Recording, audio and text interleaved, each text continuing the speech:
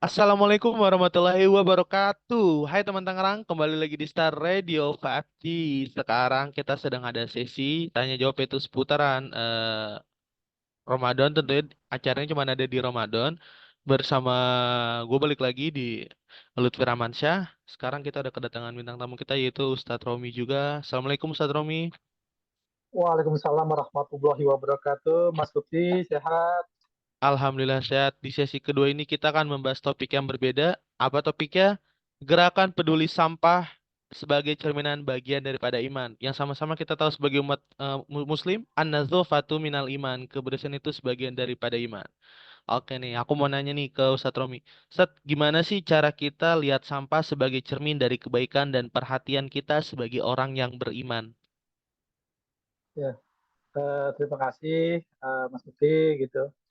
Bicara sampah ini eh, sosok yang memang di mata orang tidak berguna, hina, tapi pada kenyataannya di sosok orang yang kemarin saya bilang ke teman-teman gitu, ketika sampah ini ada di tangan kita itu menjadi emas hitam, sesuatu yang mendulang rupiah menjadi keberkahan luar biasa.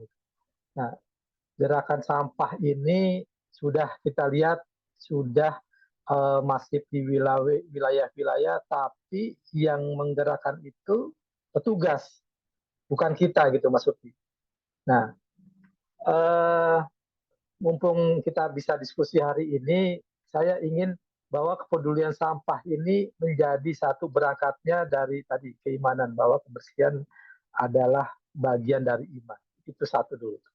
Kedua, kan iman itu harus diaktualisasikan dengan bentuk kenyataan gerakan atau ya potensi kita bergerak itu. Al harokat itu barokah. Bergerak itu membawa keberkahan. Nah, di tangan kita ketika lihat sampah aja di jalan atau di masjid, di wilayah masjid ada tuh ayat yang apa hadis yang bilang kamu membuang apa sampah di sekitar masjid itu udah jadi kebaikan, udah ibadah. Nah, nilai ibadah itu menjadi kepedulian kita sehingga pada akhirnya eh, kita sudah sadar gitu bahwa kita menjadi bagian-bagian dari untuk penyelesaian masalah sampah. Nah, saya bicara nanti tentang bagaimana gerakan kebudayaan sampah ini ada di rumah-rumah peribadatan, di rumah-rumah Allah, di masjid-masjid yang memang punya potensi yang luar biasa gitu maksudnya. Jadi saya di Dewan Masjid Indonesia itu punya gerakan yang namanya senyum, Mas Uki gitu. Senyum, sedekah, minyak, jelantah untuk masjid. Bicara sosok sampah yang tadi sudah setengahnya sudah diselesaikan oleh petugas-petugas mungkin di wilayah, ada mamang-mamang sampah, di tataran pemerintah kota ada dinas lingkungan hidup, atau dinas kebersihan. Nah, ini ada satu sampah, Mas. Ada satu limbah yang secara nggak sengaja ketika kita buang nih limbahnya itu menjadi persoalan yang luar biasa. Sosok minyak jelantah ketika dibuang lewat keselokan, dibuang ke tanah menjadi tidak subur ini, nah, saya melihat itu baru belum lama gitu. Saya punya potensi pengumpulan program senyum itu sedekah minyak jelantah untuk masjid. Potensinya adalah bagaimana caranya minyak-minyak itu terkumpul, terkumpul di rumah-rumah, nanti dibawa ke masjid, Mas Lupi gitu. Dibawa ke masjid, dibawa ke koordinator ya majelis taklim, dan jelantah itu kami kumpulkan dan menjadi satu potensi besar bahwa siapa pun yang membawa setengah liter minyak ke masjid akan kami tukar dengan keberkahan berpotensi ke Mekah. Jadi minyak tadi yang setengah liter kita konversi menjadi pemberangkatan umroh ke Mekah. Dan alhamdulillah Januari kemarin kita sudah bisa memberangkatkan Dewan Masjid Indonesia Kota Tangerang memberangkatkan 4 ibunda-ibunda kita, umi-umi kita ke Mekah. wasilahnya dia cuma di dapur ngumpulin minyak gitu. Ada juga yang pedagang gorengan ngumpulin minyak dibawa ke masjid, dan kami ada sudah hampir baru dikit lah, nggak sampai 50 masjid mungkin. Ini sudah alhamdulillah keberkahan itu sudah kami, nanti fotonya kami kirim ke teman-teman di Setara itu. Ini sudah berpotensi. Kita sudah memberangkatkan ibunda kita, umi kita ke Mekah lewat tadi kepedulian sampah ya, awalnya tadi Mas nanya gitu. Kepedulian sampah, kepedulian limbah untuk menjadi keberkahan lain yang tadinya kita bilang hina, tidak bermanfaat, minyak-minyak jelantah atau sampah-sampah. Ada sosok sampah apa masjid juga yang mengumpulkan sampah setiap sebelum Jumatan itu dipulangkan dalam bentuk keberkahan, dia sudah bisa menyantuni janda dan anak yatim setiap minggu ke wilayah di Cipondo. Itu Mas Sofi. Oke, baik Pak. Terima kasih atas edukasi juga dan pemberitahuannya juga karena memang itu menjadikan apa ya? Kan kadang ada beberapa di majelis taklim gitu acara misal habis maulid tolong setelah keluar dari Sampai. tempatnya itu Ya, sampahnya dibawakan karena biasanya yang kita tahu kalau habis acara maulid atau pengajian itu pasti sampah numpuk banget. Nah, ini apa ya, sih yang bikin gerakan bersih-bersih sampah jadi cocok sama nilai-nilai agama yang kita pegang gitu, Pak, di agama Islam gitu ya. ya, ya karena miris ya bicara kesadaran masyarakat yang ya tadi udah ada petugasnya kok, udah ada orangnya kok, udah ada yang yang bisa apa bertanggung jawab untuk sampah kita kok gitu. Nah ini yang terkadang kita harus menjadi semacam penggerak-penggerak itu untuk menyadarkan bahwa jamaah-jamaah kita, warga kita untuk menjadikan satu potensi bahwa ketika kita saling sadar gitu, dan setelahnya itu ada keberkahan. Dulu ada bank-bank sampah gitu, bank sampah itu kayak semacam nabung lewat sampah gitu, dan itu dijadikan potensi sembako. Ya Mas pernah lihat di 5 tahun lalu di Kota Tangerang itu ada gerakan bank sampah, itu masif. Jadi untuk beli minyak, untuk beli beras, jangan pakai uang, pakai sampah gitu. Nah ini yang menjadi satu gerakan bicara bahwa makmurnya masjid itu bukan saldo besar, kasnya ratusan juta, puluhan juta, tapi bagaimana dia bisa menyelesaikan masalah umatnya, masalah jamaahnya yang ketika memang ada masalah diselesaikan gitu Mas Lutfi. Nah ini ya agama harus berperan, umat-umat Islam juga harus punya peranan penting bagaimana menyelesaikan satu lingkungannya, kedua harapan-harapan masyarakat atau jamaah untuk ya dia punya keberkahan ketika masuk masjid. Oke, baik, Pak. Gimana sih caranya kita biar bisa termotivasi dan ngajak orang lain untuk ikut bersih-bersih tapi juga diatur oleh agama Islam gitu. Jadi barat kata gimana caranya kita supaya bisa ngajak orang-orang gitu termotivasi bahwa oh ternyata kita buang sampah ini tuh ada loh ajarannya di agama Islam gitu di agama kita seperti itu Pak. Ya. Uh, saya saya lagi coba bikin kajian juga ke teman-teman takmir nih.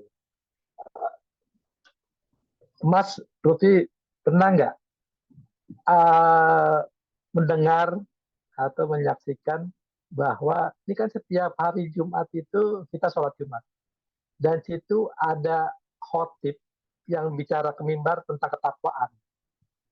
Ya. Nah, di Majelis Ulama Indonesia Pusat situ sudah menerapkan ada khutbah-khutbah Jumat yang berisikan tadi kepedulian lingkungan, Mas. Gitu. Nah, ini yang belum ke wilayah, sehingga tatanan takwa itu mari kita bertakwa. Iya, kita mudah-mudahan kita diistiqomahkan sama Allah Subhanahu wa taala untuk bertakwa sesama muslim gitu. Nah, setelah bertakwa itu kan ada gerakan lagi gitu. Ada potensi lagi yang bahwa tadi bicara gerakan pedulian, ini loh ada loh apa orang muslim mukmin itu harus punya kesadaran tentang lingkungannya. Nah, ini kita mau coba gitu. Bahwa kedua, ada fatwa Majelis Ulama Indonesia di pusat bahwa membuang sampah sembarang itu haram hukumnya. Nah, ini yang kita mau jadi satu diskusi lagi bahwa ini kan ya bukan nakut-nakutin gitu. Ketika besok ada fatwa Majelis Indonesia pusat menyatakan bahwa buang sampah itu hukumnya haram gitu, sembarangan. Nah, ini saya mau coba review ke masyarakat bahwa ada nanti ketika punishment, larangan atau ya hukuman, tapi nanti kedua itu ada reward. Ada reward yang saya bilang tadi, ada tatanan ketika buang sampah itu, buang limbah itu, ketika kita kumpulkan faktor kalinya banyak, 800 masjid kali 200 masjid bisa berapa jamaah terus membawa sampah, itu kita konversi dengan keberkahan, bisa tuh yang namanya ke Mekah gitu. 4 orang kami kemarin dikasih 100 juta oleh vendor gitu karena kita sudah menghasilkan sampah, sudah menghasilkan limbah. Nah, 100 juta itu saya pulangkan dalam bentuk berkahan. 4 orang cari yang kemarin masif, yang kemarin apa istilahnya peduli, yang kemarin eh, mau mengantarkan sampah-sampahnya, mengumpulkan sampah-sampah lewat mungkin karena kami DMI ya lewat masjid sehingga masjid itu memberikan keberkahan ke jamaah. Ada feedbacknya gitu Mas Rupi.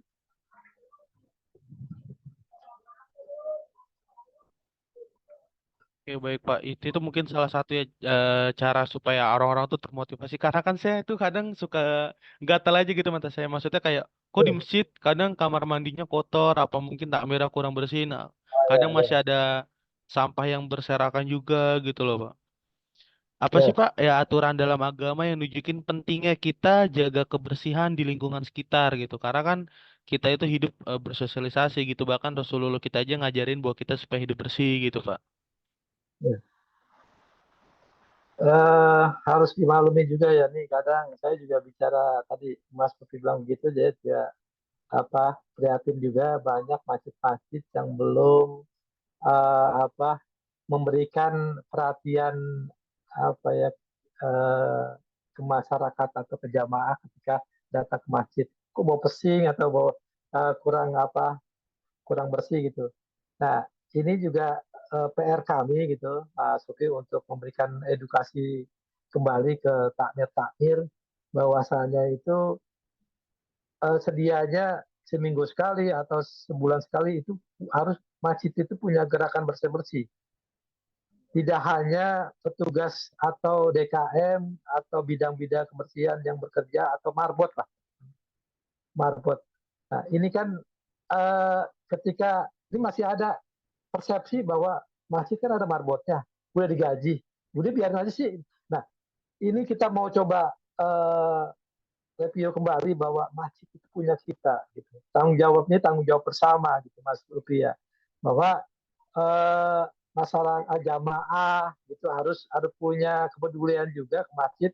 Ya mungkin kalau memang dia tidak bisa dengan apa istilahnya potensi dia tidak bisa melakukan itu dengan mungkin dengan bisa roh uang, jadi kasih ya lebih. Nah sehingga marbot ini menjadi apa semangat itu ya dilebihkan insentifnya. Ini ada beberapa masjid, nah ternyata marbot-marbot itu masih minimalis gitu insentifnya gitu Mas Rupi gitu sehingga ya, ala kadarnya mungkin ya kedua ya bukan nggak bukan ini kan bukan perusahaan ini kan rumah masjid yang ya sunnah gitu hukumnya nah misalnya kita coba lagi bergerak juga di Mas Rupi juga masjid itu ketika potensi uang kasnya besar itu dikembalikan lagi gitu ke pengurus ke apa ke lingkungannya gitu sehingga beliin with apa istilahnya alat kebersihannya lebih lebih apa sabun-sabunnya lebih sehingga ini menjadi potensi-potensi toiletnya wangi gitu Mas Lutfi. Gitu.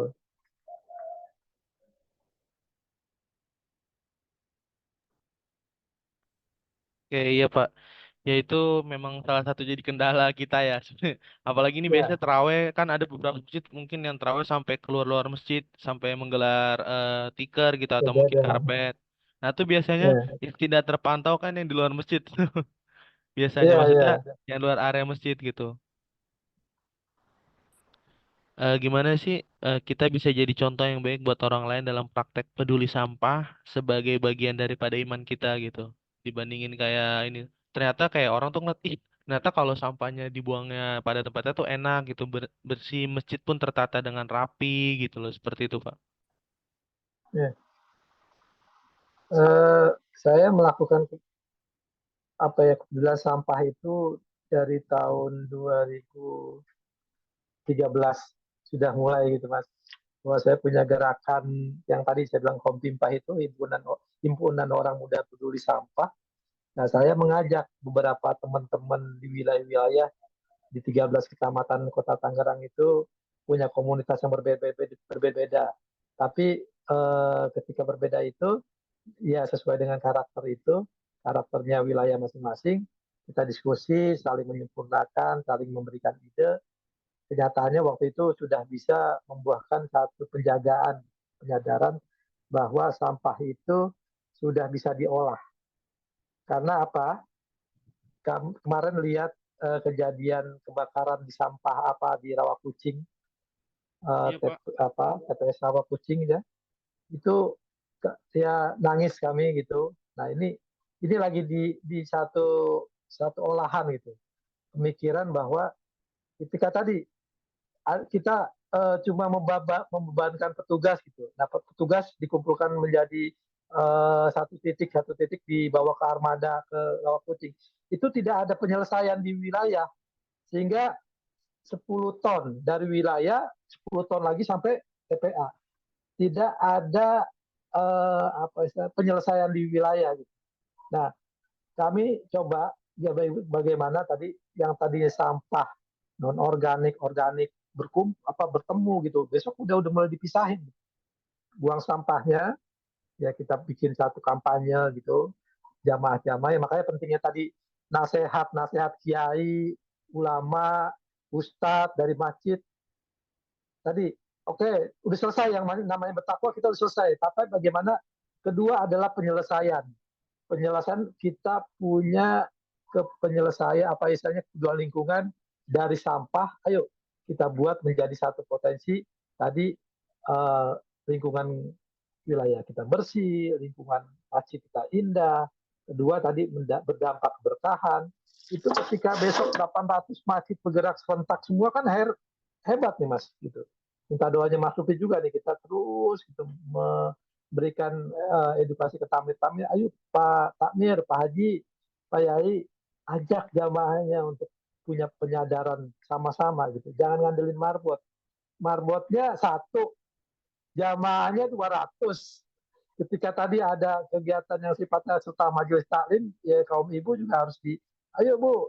Nah itu kan satu model sosialisasi lah, kebaikan-kebaikan, sehingga pada akhirnya sampah sudah selesai di lingkungan. Jadi cuma reduksinya sedikit itu Mas.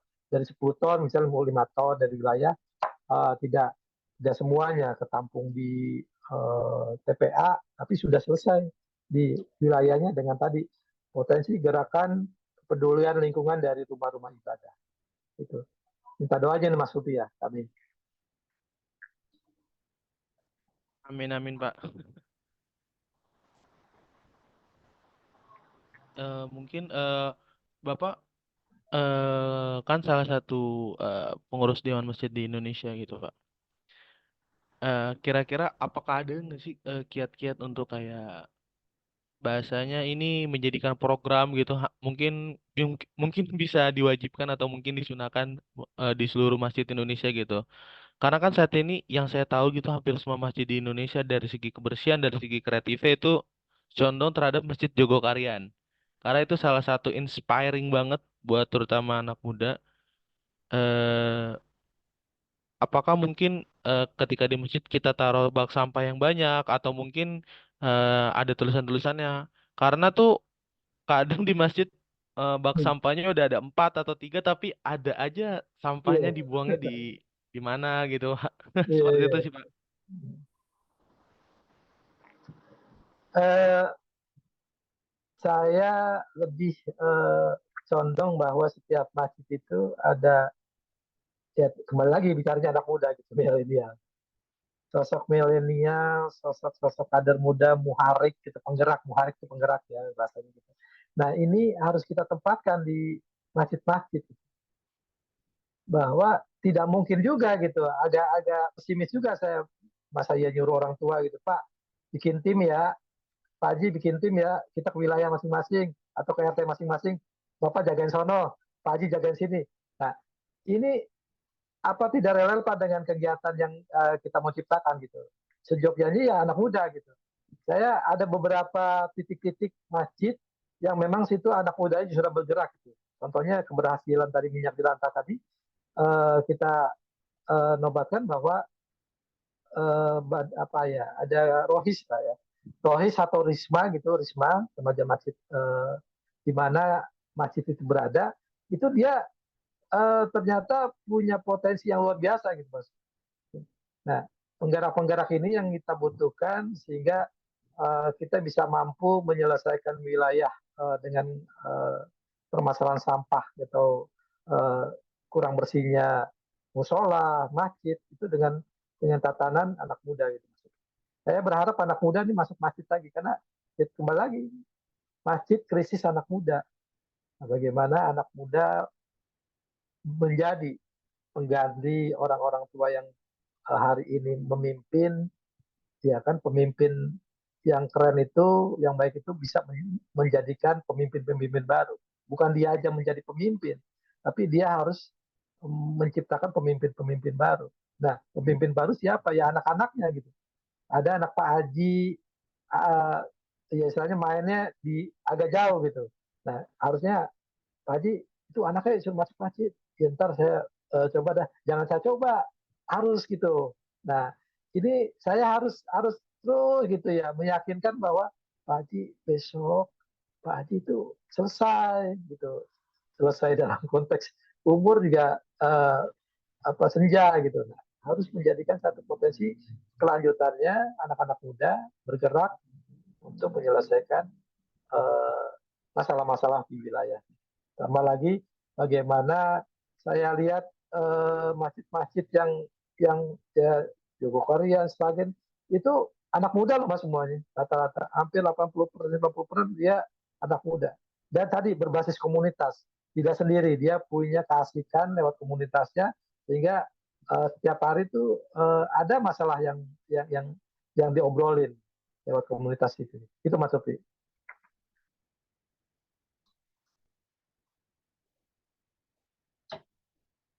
Ya Pak ya, jadi itu salah satu caranya ya, usaha kita ikhtiar gitu bahasanya, supaya Ya,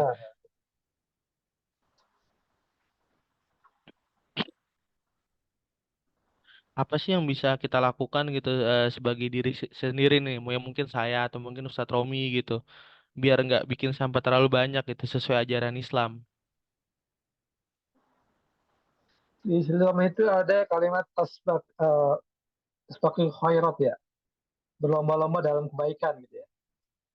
Eh, ini kan konteks kebaikan itu luas ya, sehingga kalau kita perankan menjadi satu gerakan itu kebaikan-kebaikan tadi kita tularkan menjadi satu potensi kebersamaan, bahwa eh, saya menilai gini, anak muda nih, pernah saya tanya nih mas, Kak kamu belum mau ke masjid? Iya kak, nggak ada temennya, nih satu.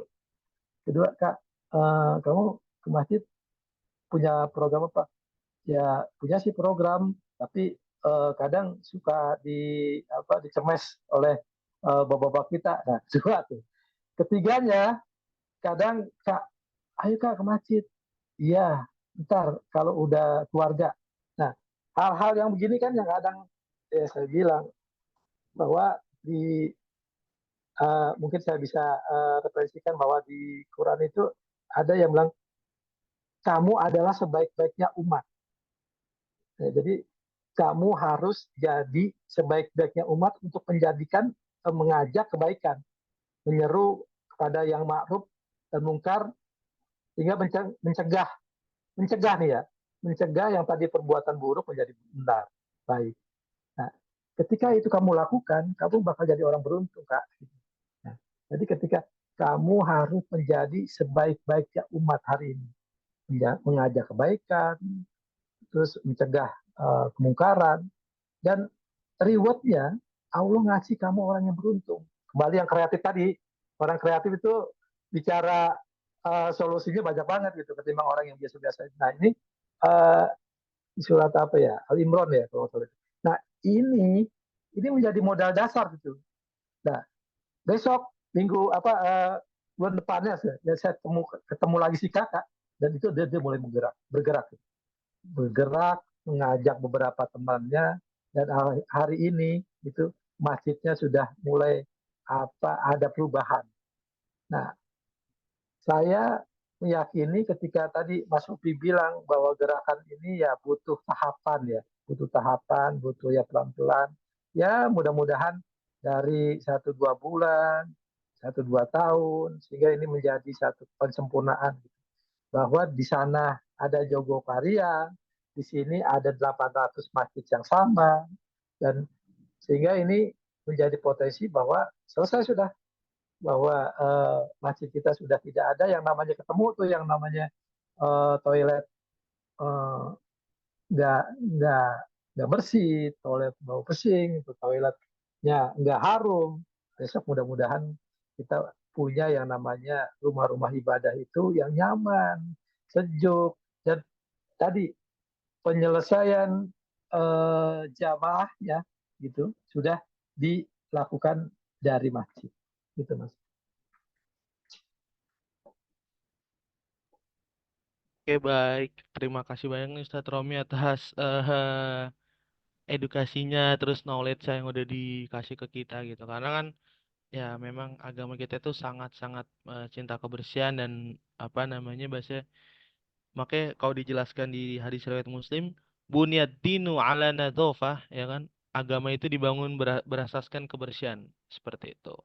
Ya, terima kasih Ya, Ustadz Romi atas ilmunya yang udah diberikan. Semoga ke depannya kita makin menjaga kebersihan, masjid-masjid pun jadi bersih gitu. Karena ini salah satu ya, keresahan saya juga sih Pak gitu. Kadang kalau misalkan apalagi nanti nih sholat Id tuh pasti juga akan udahnya kotor, heran gitu. Makanya kan kalau di ya, masjid saya sendiri koran-korannya gitu, di perkembangan ya, koran-koran iya ya. bener. Kayak kalau di tempat saya sendiri kan di Kota Bumi di Majelis Nurul Hikmah, tuh setiap Ya, habis sholat taraweh pasti protokolnya kan anak-anak muda selalu ngingetin bahwa nah, ibu-ibu cakep kita tuh, masuk ke dalam masjid bersih, pulang juga harus bersih gitu. Jadi ya, tuh, ya tuh. kita masuknya bersih, masa pulangnya kotor seperti itu kan. Ya, Makanya itu selalu ya, disematkan di setiap habis kultum kan ya, yang menjadi protokol anak muda seperti itu. ya. Nah, mungkin ini bisa jadi salah satu contoh juga mungkin setelah talkshow kita ini memberikan manfaat dan orang jadi terinspirasi ya Pak ya. Mudah-mudahan, amin amin ya rabbal Amin amin. alamin. Amin. Terima kasih Pak atas ilmunya. Kurang Ya, lebih mohon maaf. Wassalamualaikum warahmatullahi wabarakatuh. Keep Tangerang, happy and tough. Makasih ya Ustaz Romi. Syukron. sama-sama Mas Lutfi. Ya. Star Radio 5G, Keep Tangerang Happy and Tough.